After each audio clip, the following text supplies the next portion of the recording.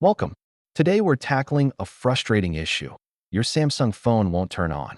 We'll explore common causes and simple solutions. First, let's check the battery. Ensure it's charged and properly connected. Sometimes a simple connection can do wonders. If that doesn't work, try a force restart.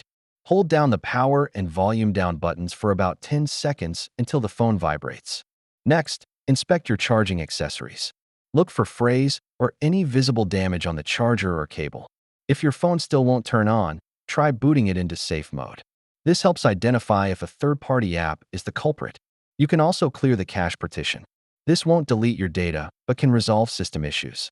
As a last resort, consider a factory reset. Just remember to back up your data first to avoid losing anything important. If none of these steps work, it might be time to consult a professional technician or a service center. We've covered several steps to troubleshoot your Samsung phone. Remember to try these solutions before seeking help. Good luck!